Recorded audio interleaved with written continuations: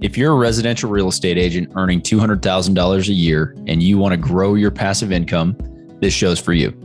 Learn the secrets other agents use and hear from experts in our field in order to guide you along your journey to investing in assets like apartment communities so that you can turn your commissions into cash flow.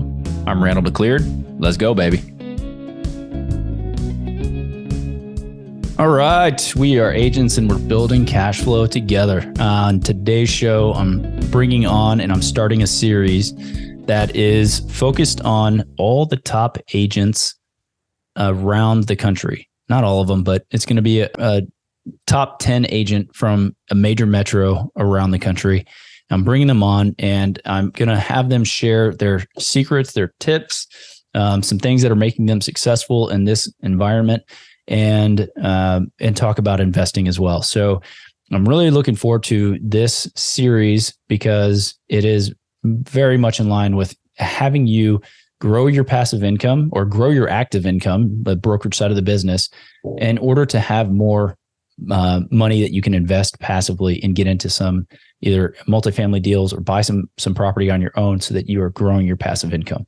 That is the whole goal of the show. And so this is the first of the series, and there's probably going to be, I don't know if it's just going to be this for the next 2 months, because there's a lot of people that I'm bringing onto the show, but it's certainly going to be a theme that we're just going to sprinkle these interviews throughout so that you're getting some tips, real like current information about what's working in the market and from around the country and things that you can implement immediately for yourself. Okay. So on today's show, we're going to bring on Emilio DiSpirito. He is a partner with Engel and Volkers in East Greenwich. And we go in deep. We talk about some of the things that he's doing in his market. And he talks about how they've positioned themselves as a bespoke brokerage where they're really catering everything to their clients' needs. We talk about how he is invested in some properties and how he works with his clients in order to make sure that they're getting the best service that they can possibly get, whether it's him buying the property from them or getting the highest price that he possibly can from them. So Emilio has his own radio show that he's been running for about 8 years or so. He's crushing it, and it's great to have him on and have him share his experience and his knowledge. I know you're going to get a lot from it. So listen through to the end and get all the tips and get your pencil out, get your pen out, take some notes, and I'm looking forward to it. So without further ado, let's bring on Emilio. I appreciate you jumping on the show today. It's great to have you. I wanted to dive straight in, just to ask you a little bit about your history and how you got started into real estate. Yeah, Randall, thank you so much. Great show. Appreciate being here. So this was about 11 years ago, and I was actually selling toilet paper and urinal cakes door to door. And one of my friends said, "What are you doing, man? What are you doing?" And he's like, "You need to come sell real estate." And I never, ever thought I'd be doing it. You know, it's one of those things I always said, I'm never going to do this, Randall, never going to do this. And I did it. And I never looked back. And it was extremely difficult at first. Go ahead. I was just going to say, what made you think you were never going to do it? You never thought of real estate as a business, or you never thought that you would succeed in it? Well, I mean, so think about this, like growing up, and I was in my young 20s then, right? So growing up, when you think of a realtor, you might think of like maybe your neighbor's mom or somebody, you know what I mean? I didn't know any realtors that were really like knocking the ball out of the park. I was never exposed to that. I come from like a blue collar family, low middle class, you know, we always grind, we worked hard. And I just was I never saw all of that up front. I never saw what you could do with a real estate career. So you got to imagine when he asked me that, those images of my neighborhood realtors, like part-time, and that kind of came into my head. And I was like, no, that's not for me. Nice. Yeah. So the soccer mom selling a house every few months or something like that. It's soccer mom nowadays, soccer dad. Who knows? Yeah, I mean, that's right. Well, I mean, I've seen what you've done. So congrats on the success you're having up there. I mean, it's pretty impressive. We were talking just a minute ago, and the premise of the show is agents and building cash flow and how they can transition from only earning active income into some passive income as well. And so I want to get into that in a minute, but first let's talk brokerage and kind of give me an idea, I guess, on some tools, since you're so successful, right? What are some tools that you use that other agents can use in order to either win more business or be more successful or save some time? Thank you. I think the biggest tool that we overlook is actually collaboration amongst each other. And I love that you reached out to do this interview because I think it's fantastic. We can learn from each other's experiences and we can really just kind of get a jump ahead of everybody else. So I think collaboration is number one. And I find far too often it's not done enough in real estate. That's number one. Yeah. Number two. Yeah. Did you have another question? Go ahead. No. Go ahead, you got two guys full of thoughts, right? It's great. So number two, as far as tools, man, it's tough to say because every brand is completely different. And I can tell you here at Engel and Volkers, like I've got tools and technology that I didn't have at other places. And while, of course, there's rivaling brands that have great tools and tech, they might have a whole different interface. But another tool that I think is so overlooked and undervalued is MLS. That is our lifeblood. There's so many things you can do with MLS. And one of the things I'm going to suggest that realtors can do right now is you can literally go back in time and you can see who had assumable mortgages. Now, assumable mortgages, think about that. You got people in the 2.5 to 3.5 range. Go find those houses, contact those sellers. Are you interested in selling? Connect them with buyers who can get the assumable mortgage. Even if nothing happens, you're opening up a unique conversation that no one else is having. That's a solid tip. Very so. So on your MLS, you actually have access to that data if it's an assumable loan or not?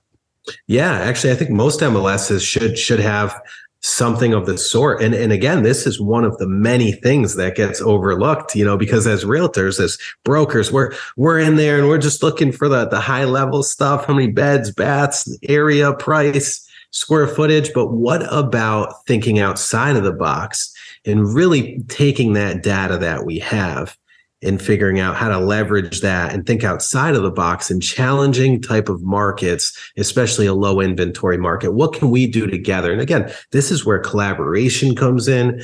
This is where using our basic tools come in. And then you can use all the shiny stuff, the cloud CMAs of the world, the home value websites, AdWorks, all these other beautiful things to really throw your message out there. But you got to know what you're talking about first. And all of that data comes from the MLS. Yeah, for sure.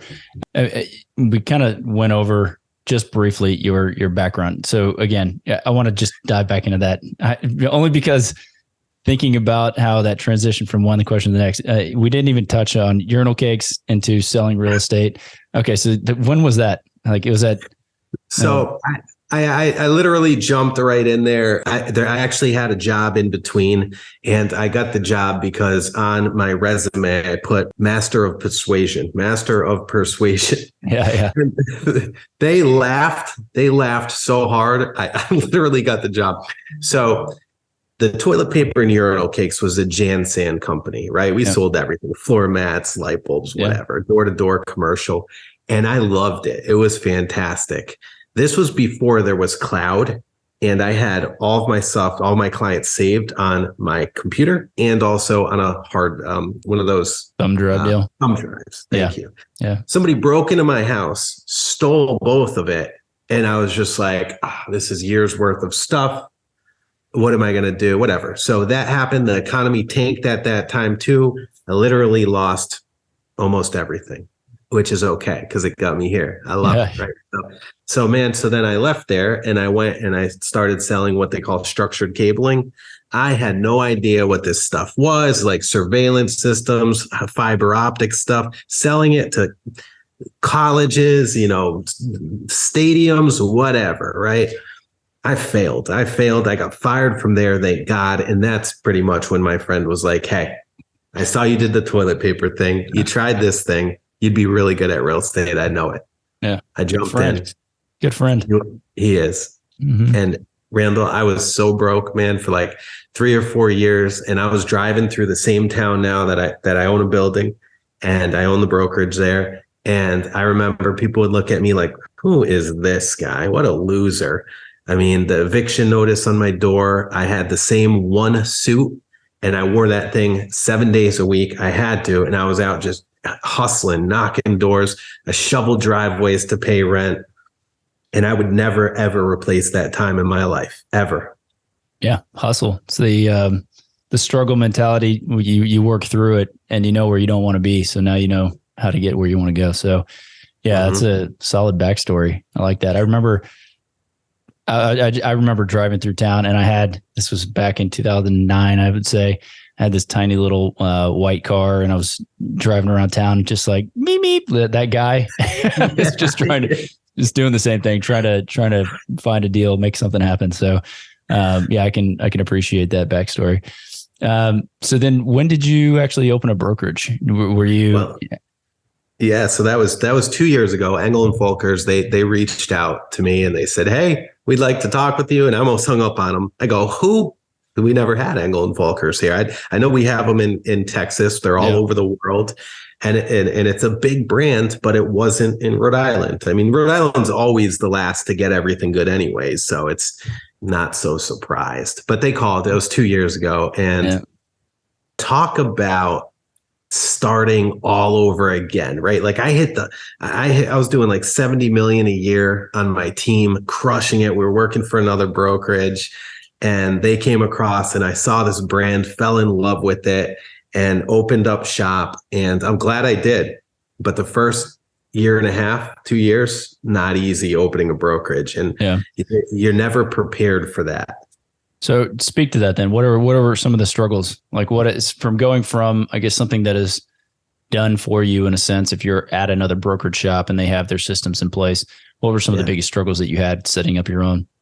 Well, I got to say, first off, I do have to say full disclaimer. I'm very, very blessed because I have an amazing business partner and he handles all the back end stuff. So he's the guy that handles all of the broker duties, okay, like paperwork, hiring, onboarding, bookkeeping, thank God. And it allows me to handle sales coaching, the sales, like, marketing.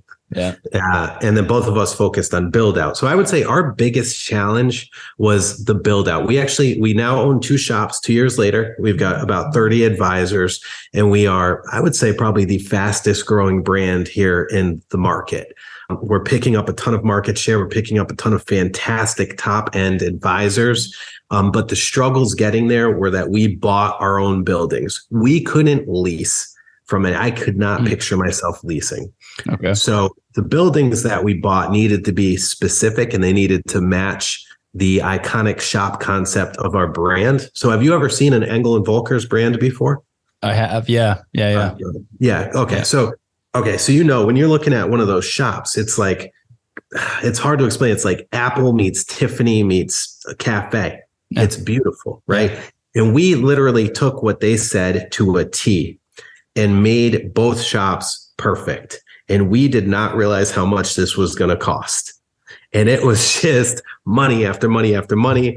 You had to meet with the historical society. You had to get approvals for this and that. So the red tape, Randall, I got to say, the red tape in any real estate project, zoning, this, that, whatever else, very, very difficult. Yeah. That was the hardest part. Yeah. So did you do 2 shops at the same time or you open one and then you later did the other? So we basically opened 2 in 1 year. We bought 2 buildings within about a year and a half of one another. And one's a condo, one's a full-on building. Okay. But the build out in the grand opening, it ended literally within, I think, 9 months of one another. Yeah. So both were open. Yeah. Nice. Same town or just two opposite ends of the city or what? Oh, thank you. So it's we're Engel Volkers, East Greenwich. So we're dead center in Rhode Island, and we're playing this thing like a chess piece, man. Right? Like, so Rhode Island, you got to be strategic here. The competition, like most markets, is very fierce and it's very hyper local. So we knew by starting in the center of the state, in the wealthiest town of the state, that we'd be able to take this brand and expand and kind of get into some of the other markets, like let them grow legs. And then we have our second shop here in the Barrington East Bay area. And if you're familiar with Rhode Island, it's not far from Newport. It's not far from Boston. And it's the other side of the state pretty much. But the state, it only takes you 40 minutes to get from one side to the other. Yeah. So I got to say, we've got the whole state covered with these two, but we are still looking to grow further on after this. Nice. Yeah, that's the drive from San Antonio to Austin. That's how long it takes. Yeah. Still middle of the state for us down here. So what does your brokerage look like? What is, if I'm an agent and I want to come join your team, like what am I getting, just out of curiosity? Is it how are you guys structured? Well, I got to tell you, one of the funny things is, have you ever heard, I'm sure you have you ever heard anybody say like, I don't work for competing brokers? You ever hear that? Yeah. Okay. All right. So are you working for complacent brokers? Because I got to tell you, our advisors love that I'm in the trenches with them throwing grenades, bro. Like I'm out here. I'm in the war. I'm here. I know what they need because I'm doing it. Yeah. So I'm in the market and I'm crushing it here with them. And I'm able to take them on and coach them and with them too, because we learn together. And that's going to be, I would say, the biggest benefit locally. But in addition to that, globally, I think our network with Engel Volkers is vast. 5 continents, 32 countries, 17,000 advisors, 1,100 plus shops. There is not one place on the globe, really, that we're kind of far from, which is pretty unbelievable. And if we're not there, then we have network of other companies that are. Yeah, for sure. So I guess getting back to kind of the tips, tricks, and that sort of thing that you may employ, maybe not tricks, but things that you use. Are there any strategies that you use or you can point to and say, this thing wins me more deals than anything else? Like I go in, is it just market knowledge? Is it your stylish looks? What's going on? What is it that gets you there? Thank you. You're too kind. I got a filter. It's all filtered. No. I got to do the same. No. Hey man, I say it's perseverance and grit. So I don't mind rejection. It's okay to me. Right. But what I found out was if you work harder than everybody else just to get in front of your potential client, they're going to know what kind of person you are. So I'm going to give you a couple of things that we do here now at Engel Volkers, our advisors. And by the way, our agents are called advisors. Our offices are called shops. No one wants to go into an office. People want to come into a shop to buy stuff. And our place is beautiful, wide open, and you want to come in here, right? So our advisors also are not the people that go in and slap a lockbox on. We personally show all of our properties, which I know is kind of crazy. There's nowhere else really in the country that does this, but in Rhode Island, it's still pretty common. And we really look to work with our clients for life. Okay. We want to help them build wealth, and we really want to work with the family offices. We really want to. So there's a lot of that type of stuff that we're doing. Okay. I forgot your question. Look at that. Tools, tips, things that win you more deals, but that's right. You're speaking to it, right? It's the whole appeal, it sounds like, of your shop and the way you've structured it and the way you've set it up. It's more than that too, though. It's not only that, it's also because the public sees that. Okay. But it's also just dressing the part, right? Like back in the day when I was doing the janitorial products, the toilet paper and urinal cakes, right? I used to wear a tie to work, and I was the best dressed guy, and they used to always laugh at me and stuff, right? And that's the thing, right? Like I always in our market, it's not uncommon to see people walk around flip-flops and shorts. And that kills me, because these people, I don't care if they're first-time buyers or they're buying a second home for $7-8 million. For me, they deserve somebody that is there to represent them to their fullest. Okay. And it needs to be the best service that they're ever going to get in their life, because they're spending, even if it's $250,000 again, or 7 million, 10 million, they're spending a lot of money, and they need to trust that you can do it. So I tell all of our advisors, appearance is everything. Number 2, have a resume. Have a resume. So before I even speak with people, I usually email them or snail mail them my resume. I wax seal that envelope. That's a nice touch. That's an Engel and Volkers thing. The resume thing is something that we do here. And we just do whatever we can do to understand their needs. And we don't need to blurt out all this stuff about us. They got our resume. They know who we are. It's all there. They can see our reviews online. People have Google. They're going to find if you're with a beautiful, great brand that's reputable, they're going to appreciate that. So now I just turn it, what can I do for you? I listen, and then I cater my presentation around them.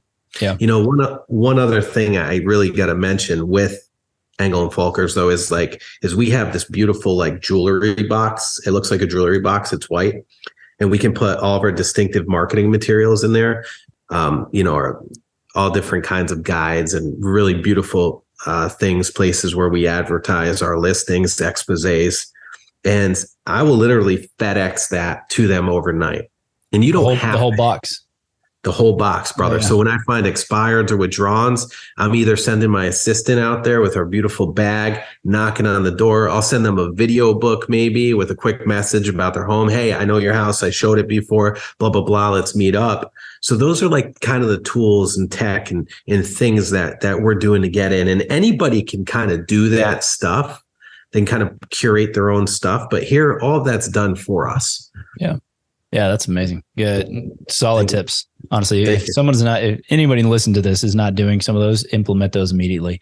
You can create your own little box. It doesn't have to be little, but it sounds like a nice professional touch to everything that you do is really what it is. And then couple that with listening to your clients and actually knowing what they want to do and hearing what they're looking for. So, all right. Well, thanks for sharing that. So are there any major KPIs you guys track? Like what is, I got an agent, he's coming in and he's going to do some work. What's the number one thing you want him doing? What's the one thing? I forgot. I don't know. I'm not a sports guy or Moneyball. Sorry. Moneyball. Oh, with Brad Pitt, right? Yeah. I've never actually seen that. So the key performance indicators is so that's something that I've been working on building out for our shop, because what I find is that I have this all in my head and I just do it. Yeah. And I know I need to do this, and this. And as I've stepped into this coaching role for the past 2 years, I realize areas where I'm lacking as a coach. And the KPI, I'm so glad you brought that up, is something that I feel every agent, every advisor, we need those, especially when you start out. So basically, we want to measure how many calls it's going to take you to get the appointment, how many appointments you're going to get until you close on something. It is so simple, right? And break it down. So, I'm not sure how to answer that more granular at this time without having that list in front of me. But it's all about making those calls, putting yourself out there, being uncomfortable, whatever you got to do. If it's knocking on doors, making the calls, networking, you got to get in front of people to get those appointments. For sure. Yeah. The KPI. So on our investment side, we had a number that we would track, but we tried to boil it down to one activity that is the most important activity for that person, that butt in that seat. Right. And so a book that we always work off of is Traction, Gino Wickman. It's something that it's a business. Do you have it? Oh, I thought you were about to pick it up and show me the book. Oh no, I'm writing this down. Yeah. No, it's called the Entrepreneurial Operating System, EOS. And so Traction's a solid book for that. And they go through the KPIs and how to track them and give you some systems and things you can download. So certainly would look at that. We had everybody in our company read it was like a light version. So the owner would read the heavy duty, how to, and then you'd have everybody in the company I would give the books to. So it certainly helped them get on board, everybody in the right seat, rowing in the same direction so that we all knew what we were looking for. But yeah, we distilled it down. Each role had one specific thing that was their most important. Acquisitions teams, you got to get contracts. That's your number one thing. So When did you start that? We started that probably 2018. Where have your sales gone since then? Oh, they skyrocketed. Yeah. So we were doing a number of deals, and then we started doing 50 a year. And so it's different from brokerage, right? We were actually transacting. So we're the principal in the deal, buying them, wholesaling, doing that sort of activity. So yeah, and rehabbing. So I had rehab company. We were taking down a number of those and flipping those houses. And so it's just when everybody got on the same page and you have your weekly meeting and your daily stand-ups and all those things, everything starts rolling and rocking in the same direction. So yeah, if everybody knows they have to hit a KPI, then your job gets a lot easier, because then you can just see their weekly percentage. I can share the way we tracked it if you want. I'll shoot an email to you. Yeah, I'm all ears, man. Yeah, Absolutely. It really is like, what's your goal? Okay, I need to have 10 appointments this week, and then throughout the week you're ticking off how many you had, and it'll say, well, you only had 7, so you only were 70% of your goal, and like every single week you get to see it. So it's very helpful. Okay, we'll move on from that. The KPIs, they're huge. That book has been fantastic. So he has a number of other articles and things that you could take a look at as well. We're proud to be sponsored by Ridgeline Investment Group. Ridgeline has a track record of transacting more than $53 million in assets throughout Texas. Ridgeline is currently looking to acquire 100 to 200 unit Class B multifamily communities between 5 and 20 million in San Antonio, Temple, Waco, Tyler, and other Texas secondary markets. To learn more about Ridgeline Investment Group, visit www.ridgelineig.com. So again, the whole idea of the show is to get some agents who haven't invested to start investing, whether it's in a single family house, a fix and flip, a wholesale, whatever it is, but stop just working on the service side of the business and actually get into real estate as the owner and the principal. And so have you invested? It sounded like you said you've done some flips. So yeah, talk to the investing side of your background and where you are now. Yeah. So here's what happened. A couple of years ago, I was going through a divorce, and at that time, also, my brother was getting out of the Coast Guard, and he was going through a divorce, right? So our lives were upside down, right? I'm starting this new brokerage, like I'm going through a divorce, whatever, right? There's whatever. You got to keep trucking forward. So he was like, man, what am I going to do? My life is changing. And I was like, dude, me too. Everything's like upside down. So he was an engineer. He was a chief warrant officer in the Coast Guard, 23 years of service for our country. God bless him.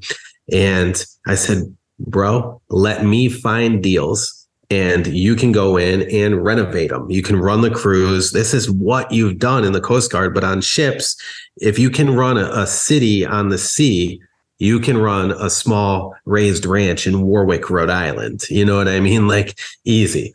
So he's like, that's brilliant. So he got out of that. And then we leveraged private lending for those deals. I find deals all the time. A lot of times things that people want me to list, and it's easy. I'm very transparent with people. And I say, listen, this is what you're going to have to do to get this amount of money out. This is the estimate of what it's going to cost you. Or we'll give you a cash offer for this. Done, right? So they know. And him and I, we've done, I want to say about 22 together. My other brother, that's Robert, my other brother, James, quit his job, jumped into the family business. And they're both GCs. James is working to get his real estate license as well. So that's one of my businesses. And that one, I love that one because I get to work with my brothers. We source the projects. You know, we get to pick all the finishes out, all this beautiful stuff, and we get to make these homes beautiful, and we get to give back to the neighborhoods. And you can see in certain neighborhoods when you start doing that, the neighbors kind of hold their head up a little higher. They start to improve their homes, and the values across that whole neighborhood get to improve little by little by little. So you're really improving people's lives in so many different ways while giving turnkey homes to first-time buyers. Yeah, I love that. I mean, that's the same model I employed, being on the broker side. And that's one of the things, like if you're seeing real estate day in and day out as an advisor, and you're not seeing those opportunities, or at least offering some sort of opportunity for a seller to get out of a situation that a cash offer may make more sense, then you're one side, singularly focused rather than looking for opportunity, I guess. So that's great. So yeah, you have that as an add-on essentially. When it makes sense, you do it, and otherwise you're listing and hitting those high numbers for your sellers when you can do that. So absolutely. What you said, that's one business. So you have that, and then you have the brokerage. What else? Sounds like you had something else. Yeah. So I also, I've got rental properties. So, Okay. But the rental properties, what I love about rental properties, listen, if there's anybody listening here, please, when you get a nice commission check, okay, put some of that away for taxes, prepay your taxes, whatever. Right. Okay. But don't let that money sit in the bank account. Take some of that money, invest it back in your real estate career, but take the other money and buy a multifamily if available. And if not available in your market, figure out what the next best thing for cash flow every single month, but more importantly, long-term asset to protect your money and make sure your money grows, right?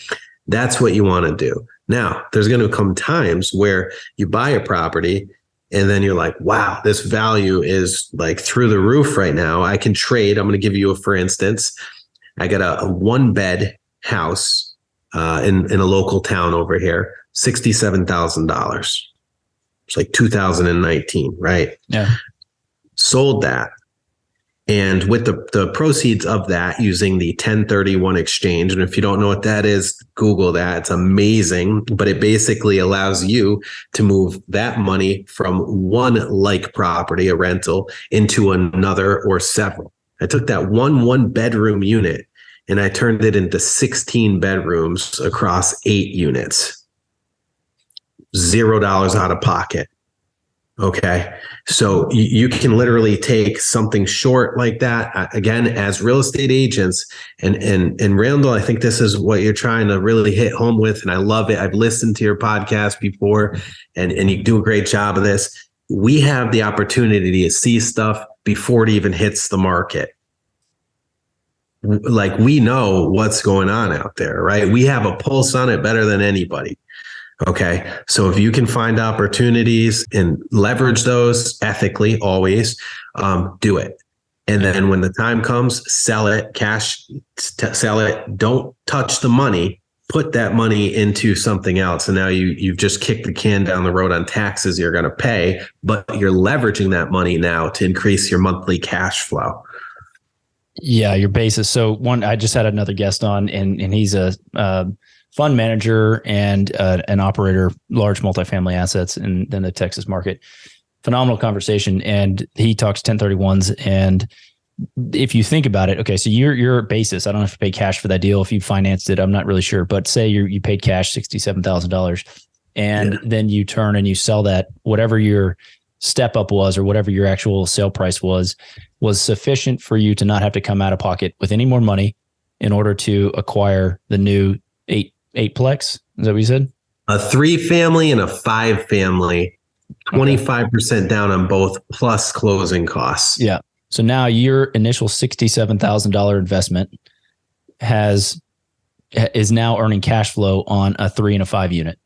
And you roll that again to get into a third generational asset, and maybe you buy a 50 unit or something at that point with that same $67,000. So I don't know if you have looked at your cash return on your $67,000, but it's definitely higher than whatever you would have been into this 5 and 3 unit deal comparatively.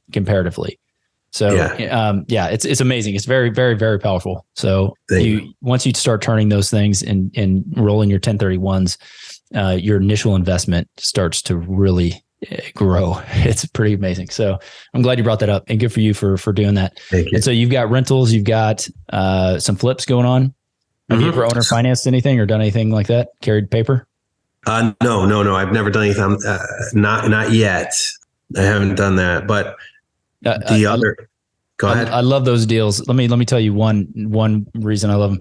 So in San Antonio, I was buying properties, and I bought one for $7,000 is a crazy deal, but I bought it for $7,000, didn't have clear title. I tacked on to, I did all these things. Anyway, I was in it for about $40,000. I owner financed that property for, I think, $150.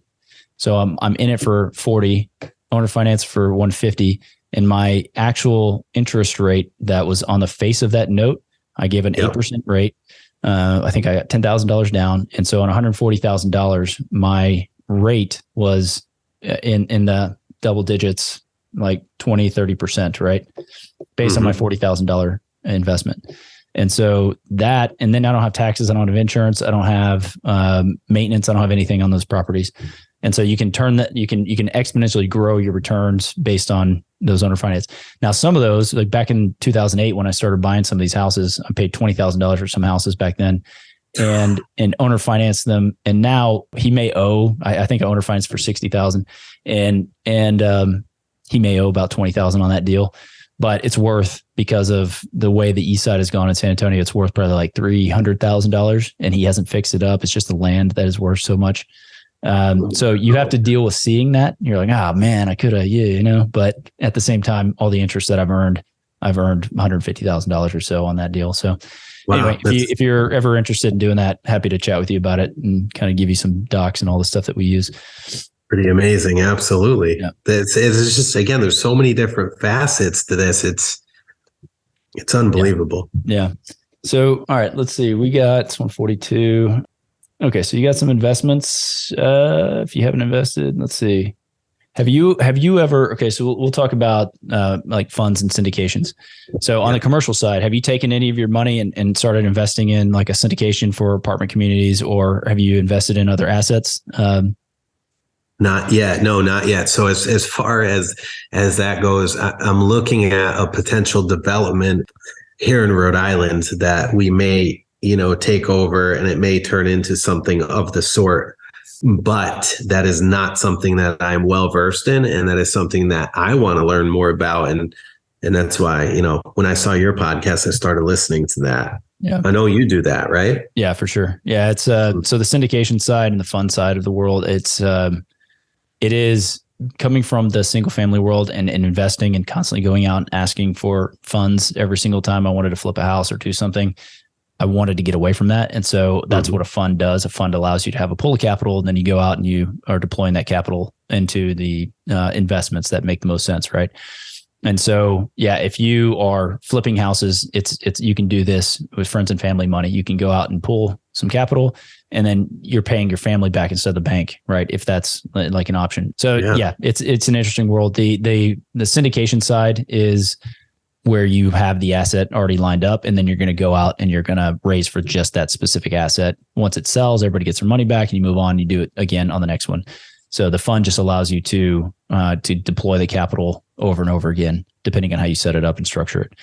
But yeah, if you haven't, you may want to look if you're interested, obviously. But if you're interested in like a 150, 250 unit apartment complex, you can find operators local to your area and see if they are taking investors on, and then you can start getting their opportunities as they come out. And so, $25,000 to $100,000 minimum investment typically, and you're looking at 8% preferred return, and then some kind of 70-30 split or something like that. Whatever that operator's offering, but it's an easy way for you to get into large apartments and start investing as a limited partner. So, yeah, that's not bad. I mean, 8%. Yeah. And as real estate professionals, so one of the things as a real estate professional, when you are investing in a large apartment complex, or it doesn't even have to be an apartment complex, it could be storage, it could be a number of things, but there's a thing called a cost segregation that you can put on a property. And if you haven't done it on your 8 units, then you may want to talk to a cost seg specialist. I had one on the show. His name is Yona Weiss. I've heard of him. He's got a podcast too. The dude's everywhere. He's everywhere. Yona, shout out to you again, my man. It was great having you on. But yeah, he can walk you through. There's typically like a minimum value size of the property before it makes sense for you to do. And so he's on one of the earlier episodes. If you're listening, you can go back and listen to that episode. But the cost seg, what it does, if you are an investor in an apartment complex, let's just say 150 unit apartment complex, purchase price is $15 million. and let's say, you invested $100,000. Typically you can, when they do a cost segregation, what it does, it allows you to depreciate the individual items in a property and accelerate that depreciation. And you can take it in year 1, year 5. And so it's not just like a straight depreciation, 27-year depreciation. And so when you accelerate that depreciation, then as an investor in that deal, you get to capture some of that depreciation. As real estate professionals, all of us, we get to take 100% of that as a depreciation. If you're not a real estate professional, you can use it towards certain things, mainly passive income earnings. You can write those down.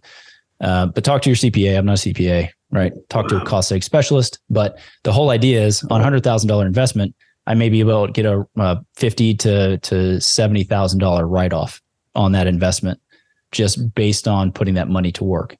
So the stated returns that you're getting or being shown don't include any of that depreciation. It's really just what the deal is spitting off, and then you work out your depreciation on your own side because everybody has the opportunity to do that. So huge benefit to everybody listening, and fantastic benefit. Yeah. Dig into it. Reach out to Yona. I mean, he's solid. He's the cost seg king for a reason. He calls himself that on LinkedIn. But yeah, that's one thing. So, all right, let's move on. Let's talk. We got a couple of minutes left. I want to get your take because I'm in Texas. You are Northeast. So, what are you seeing in the market right now? What's happening up there? Have you guys had price declines? Have you had more days on market? Like, what's going on up there? Give me the high level. Yeah, so I know across the country we're seeing that, but over here in Rhode Island, we're actually seeing prices appreciating still. So Rhode Island Housing, nonprofit that helps first-time buyers, has put a program out there with the state of Rhode Island where a first-time buyer gets a grant for $17,500 for closing costs and down payment assistance. What happened was they've released this while our inventory is near an all-time low. So check this out, right? When COVID hit, you remember everybody pulled their homes off the market, right? Yeah. It happened in San Antonio, I'd imagine. Yeah. Okay. Oh, for sure. Yeah. People are nervous. I don't want sick people, whatever. So we had 621 single families in all 39 municipalities here in Rhode Island on the market at once. That's it. And 621 homes on the market at once. Nuts. That's nothing. Okay. Yeah. And we've got a population of roughly 1 million. Right now, we have under 700 single family homes on the market. The inventory is so scarce. We're supposed to normally have over 4,000, homes. And those are small numbers compared to some other markets, but that's about the same in San Antonio. Yeah, we're about the same. Yeah. Yeah. So your city is the same as our whole state, which is funny. It's amazing. So basically what's happening here is the supply is so low, the demand is so high, and these buyers can purchase homes up to $546,000 with this grant program. Massachusetts, our neighboring state, is offering up to $50,000 for first-time home buyers through mass housing. So now what we see here is a whole trickle effect, I would guess, right? Where people are selling their homes that they purchased maybe a year ago at $350,000, right? They're selling them for maybe $400,000 now, and they're buying up into the $600,000 or the $700,000 or $800,000. And it's this full circle again, and it's really, really pushing this market along. It's pretty wild because it got slow for several months. And one other thing too is rates dropped. They're at the high in October, right, of last year. And they went from like 7.8, 7.5, 7.8 down to like 5.2, 5.3 for well-qualified buyers. That's a 2% drop in interest rates too. Yeah. The market is flooded. We've got lines of people down the road again. And this is Rhode Island right now. So it's a fantastic spot for sellers. So yeah, I was going to say, so the sellers are coming back. You think it's going to be a busy spring?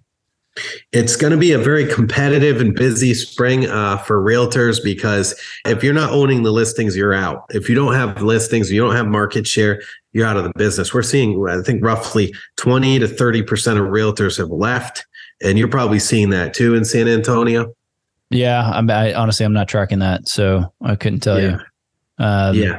But that's an interesting stat to know. I wouldn't doubt it just based on the market tightening up and the free and easy money that was floating around a couple of years ago. Just, oh yeah. Yeah. So, all right, well, let's see. I could talk about, my, the media side of things that I do, like fire away. How I leverage that. Please do. Yeah. So yeah, I noticed you have a show of your own, right? Mm-hmm. So how do you leverage that, and how does that work? So the DiSpirito Team Real Estate Show, it's been on air for 8 years here on iHeartRadio, 3 different stations, FM, AM, and streaming in iHeart. And we do have a podcast on SoundCloud that we keep updated. And Randall was busting my chops before we got on. He's like, dude, I checked. No. You're on Apple. No, it's okay. It's okay. So we're on Apple Podcasts and several others, but for some reason our feed to those stopped. So that feed was going through Anchor. Have you ever heard, Anchor? Oh yeah. Yes. You put your podcast in Anchor and it blasts out like 8 or 9 different podcast channels, which is fantastic. But I got to talk with my editor about that because I didn't realize. I don't go Google like my podcast. I don't listen every day. Just wake up and Google yourself, man, to see what happens. Right. I mean, I do. While we're on it, though, I think that you have to Google yourself, though, if you're a professional, because you have to see what other people are seeing. Yeah, for sure. And this is part of the reason why I do the podcast, do the radio show. So check this out, right? So we do our radio program again for 8 years now, and we hit topics that people are searching. So there's a fantastic book called They Ask, You Answer. You ever hear of that book before? I have not, but I will be writing it down. Okay, so They Ask, You Answer. So the gentleman that wrote this book, and I listened to the audiobook, and that's another tip that I want to share too. When you're in the car, shut the music off, right? The music is for high school kids, okay? When you're in the car, learn. You got that windshield time. If you're not on the phone closing deals, you need to be in school and you need to be a student of the game. And I read roughly 26 to 30 books a year doing this. And it's like, dude, I was a DC student. I was a fail student. I failed a lot. And I literally talked myself into out of failing and into graduating high school, right? Dropped out of college, right? So for me, the degree doesn't matter, right? What matters is how much you know about a subject you're specializing in, right? And how good and proficient you are at that. And when you can self-educate yourself and read these books, you're gonna blow people out of the water, right? You're gonna steamroll the industry, I'm telling you. So I learned early on in real estate, if you're teaching things, you're also learning, because you're not going to show up on the microphone and just show up and throw up. You're going to go and you're going to learn, and you're really going to dig into whatever it is you're talking about. So that's how we learned about 1031 exchanges. That's how we learned about 203K loans. That's how we learned about all those little things.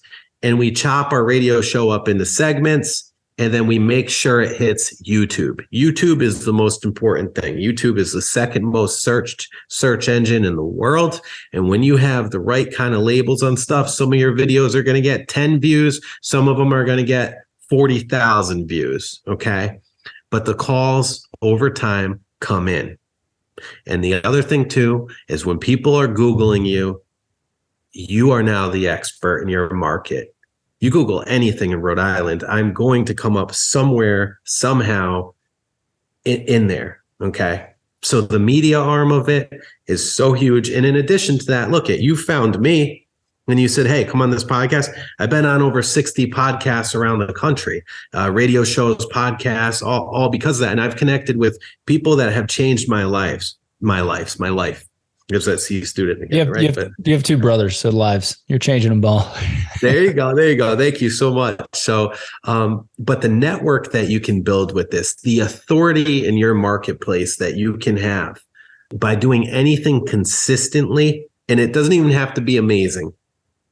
As long as you're consistent and you're really working hard to put content out there and putting good stuff out there, you're going to run your market. For sure. Yeah, I second that. It took me a long time to actually get it actually going, and I love the interviews. I love the conversations. But yeah, it's being able to have conversations and just call you up and say, hey, hey, I'm seeing what you're doing. Come on the show. Let me feature you and check you out. Then we can, you and I are now connected, and we have, it's solid. I can't second what you just said enough. Can I give you a quick story of the power of podcasts? Sure. And the power of media, right? So I started another podcast last year called From 10,000 Meters. It's a leadership view. It's a leadership podcast. And I've got some pretty impressive people that have come on the show. And that is something that I've done 3 episodes of, and I didn't walk away from it, but I paused it. Okay. And this is something I will be going back to. I find it fascinating to understand what makes people excited, enthusiastic, jump out of the bed in the morning, and something with all the thought leaders, all the business people out there in the world, they all have that in common. They're enthusiastic. They believe in what they're doing. It's infectious to be around these people. I love them. I admire them. I don't care what they're selling, what they're doing, but hearing somebody is like, when they're that excited about whatever it is that they're doing, I'm all in, right? Oh, yeah. So one of my guests, I can't say his name because this is going to be coming out in the future, got a call from ESPN, and they said, hey, we saw you on this podcast and you talked about this, and this. We want to do a show on you. Guy's like, what? He's got a full-blown production team that's going to be following him around for weeks, and his show is going to get aired all over the world. Yeah. All from sitting down and talking on a podcast about what he loves and what he knows. And like, look at that. I mean, this guy could turn into the next Paulie D. And I say Paulie D for, I don't know if you remember that show. Yeah. but another Rhode Islander from the same town. Yeah. Paulie D. That was, what was that was Jersey Shore. Jersey Shore, that's right. Yeah. Paulie D. Yeah. Gym tan, shorts, laundry, whatever. GTL. Yeah, whatever it was. But I mean, I think like, don't ever second guess yourself. If anybody's listening to this, like, to just, you know what, if you know something or want to know about something, just dive in. Yeah, for sure. I second that. It's been helpful. It's been, again, I love having the conversations similar to you. So niching down and having this show to where I can help as many agents as possible is fantastic. But I also want to have a show where I can just bring on business leaders and talk to them and really have an opportunity to get to know them. And so I don't know, maybe we'll have to come on, talk to you about your show and how it's working out. Do you know Barry Habib? He's an economist, a housing economist. No. You got to look this guy up. So Barry Habib, he runs MBS Highway. Shout out to Barry. He is the guy that predicts what's going to happen in the market with rates, with this, that, understands he's an economist. Okay. Yeah. It's hard to sum up what this guy does. And there's several banks that will just, they'll plug into his software and they'll see what's happening so they know when to contact their loan officers to say, hey, do this, do that, whatever. Okay. It's so valuable what he does. Well, I reached out to him and I had him come on my podcast, and just unbelievable segment. I did it again, maybe a year later. And then I believe a third time, asked him to come on. Now, this guy, he's a heavy hitter, right? He's very well known. And he comes on the show one time and I wasn't prepared at all. And he gave me a verbal assault, just a verbal punch right to the gut. And it was so nice. It sucked. But let me tell you something. When you are interviewing or have the opportunity to interview high level people like that, it keeps you sharp. And it keeps you accountable and it keeps you on your toes. Bro, I was so embarrassed that I wasn't ready for this guy. I dropped the ball on that segment. I sent him some steaks from like Omaha Steaks and stuff. I'm sorry. I dropped the ball. I'm fully accountable. And and he understood, because he's a great guy, but he's a busy guy. So the whole point of that is that it's okay to fall on your face. I do it every single day, right? But you also get to learn from high level people like that, and they will hold you accountable. Yeah. Yeah. And you owned it. I think that's a big key takeaway right there. Hey, I messed up. Here's some steaks. Here's some steaks, bro. Yeah, that's right. But shout out to him. That's I'll never forget. I'm definitely going to look him up, and I'll put his contact, maybe a link or something to him in the show notes as well, so people can find him pretty easily. Yeah, he's great. All right. Well, Emilio, I want to wrap up with a few questions not related to your business. So, what's your favorite pastime not related to work or play? I know you work 80 hours a week, like it's nothing. So maybe it's work. Yeah. What is it? So, well, I got a couple of things. One of them is when I have my son, right? Because I have joint custody. When I have my son, that's it, man. I'm with my son. I've built systems for my business where I can put the phone down, I can put it away, and my team handles everything. My clients don't even know the difference, right? Because everything is like walking into the Ritz-Carlton. It's completely handled.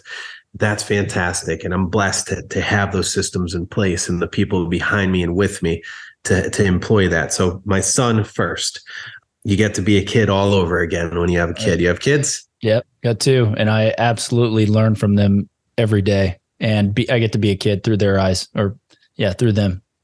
My son has taught me more about life than anyone else in his short 5 years, and that he's been with us. And I learn so much from him every single day. So I know you can appreciate that, and other parents can appreciate it, but he allows me to hold myself to a higher standard. I wake up in the morning, I'm like, I don't want to work out. I'm going to be a sloth. And then I'm like, you know what? I have to perform at 150%, because if I don't, I could die early. I'm going to miss time with my son. I'm not going to be able to provide. I got to build this legacy for him. So dude, that keeps me going. So that's number one. Number two, I love to bike, like road bike. Oh, yeah. I don't wear those tights and stuff. Like you see those guys.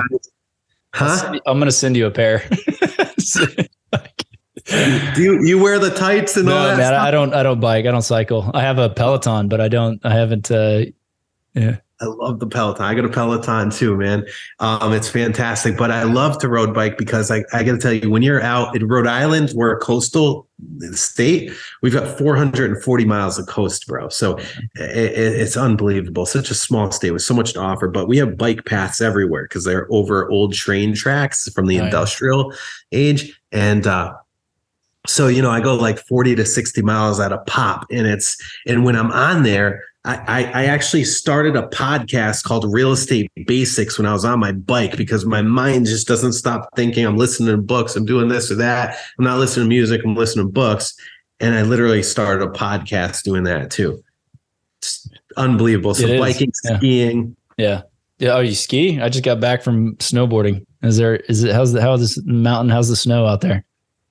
Awful. So New England has very low to no snow, and we're really, really slacking this year in the snow department. I haven't been yet this year, but I do want to get out west, though. I mean, that's where it's at. You said you went to what, Vail? Yeah, Vail Breck. Yeah, super nice. Yeah, we had good snow days, but yeah, I do the same, but I do it running. Like I'll go running, and it's the complete idea fest whenever I'm out like running. I don't listen to music. Usually don't have any headphones in. So I'm sitting there and I'm putting a note, like a voice text note to myself, like, we got to do this, got to handle, But yeah, it's a time for the brain to start working and chugging, usually in the morning too. It is. And then one other hobby I just picked up is four-wheeling. And I almost feel it's not a midlife crisis, but I'm almost 40, right? And I feel like wait, is this a midlife crisis? I don't think so, because who picks up four-wheeling at this age, right? But my brother's been doing it for 30 years almost, and I for 20 something years he was gone in the Coast Guard. I never hung out with him, and now he four wheels, and it's a time for us to hang out, Yeah. So we do. So I bought a beautiful four-wheeler, and man, I can't wait to take this thing out. I've just been driving around the neighborhood looking out for cops, because you're not supposed to. And you're not supposed to what? What are you talking about? What are you not? Oh, in Rhode Island, you can't ride. Oh, you're on a four-wheeler. Okay. I don't know why I was thinking like a Jeep. I got you. Okay. Oh, no. Like an ATV, a four-wheeler. Got it. Yeah. Yeah, so, my neighbor has one. He takes it hunting. He does a lot of stuff. I rode him a lot when I was a kid, but I was going to say midlife crisis. I turned 40 a couple years ago, and I bought a Jeep. My wife's like, "What is wrong with you? What's going on?" You're definitely having a midlife. And then I got in an accident, totaled it. But man, it's Like I know, yeah, I want to get back out and go get another one. That's funny. So it's fun. 4-wheelers are fun. Is it a manual? No, this one is automatic with I got the Cadillac, bro, because you know what? It's all good. I'm not proficient in it, and I have fun. I take my time, but you know what? It's like adrenaline. And when you do this all day, real estate, and sit down at a desk, and yes, it's fun. It's awesome. There's risk in what we do, especially in the investing side, which I love. But there's nothing like driving, 40 down a trail with trees everywhere and rocks, and it just brings out a whole different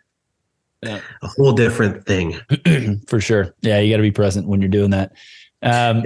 What is the best memory you've had in recent history, 60 days or so? Like, what's the best thing that's happened to you? This was like literally like 5 days ago. I was just sitting I'm in my Warren, Rhode Island shop right now, Barrington East Bay, but I was sitting in our East Greenwich shop, and there's like 10 advisors that were there. And I'm just looking, and I'm like, I own this. And I was like, we did it. Like, look at all these people are coming here. They have and they're a huge part of it. But I was like, we did it. Like, we're doing it. And I realized, because I've been like so focused on doing, I got to actually see the fruits of the labor.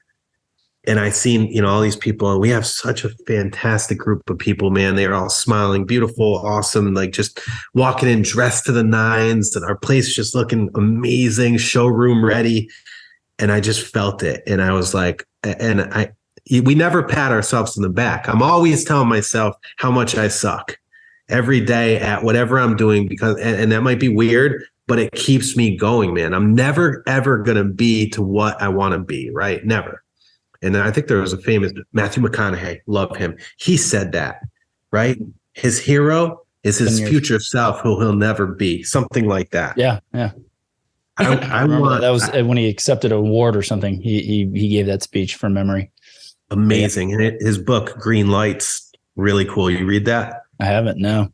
Check it out, man. Matthew McConaughey. And I did his Audible, so it was him talking the whole time. He's a Texan. I love that guy. Stand up, class act, gentleman. I know. That's solid. I'll look it up. But hey, one thing you just said about that was, to me, it's very hard to appreciate the journey that you're on, right? There's always a destination that it seems like you're trying to get to. And so the fact that you took a minute and actually appreciated the fact that you are going and you are there, right? Like, you're still going, but you're like, okay, I can appreciate that I've done something. Kudos to you, because honestly, it's very easy for it. I don't know if it's just real estate people or just really highly driven people in general, just don't really appreciate the ride, because it's always like there's a destination. So I find that with myself sometimes. So good work, man. Let me ask you one more thing. Yes. One or two people that have been most influential to either the way you think or your success. Name drop. Man, I would have to say, as far as influential, cliche, but my dad, both my dad and mom growing up. But I mean, my dad, I would see both of them, man. Actually, they worked so damn hard, and they slaved, and like we never went without. We never had any frills. We never had anything, but we had God, whether you believe in God or not. We had God in our life. We had community. I always went to a good school. They paid for Catholic school, but they struggled. I always had fantastic role models that kept me in check.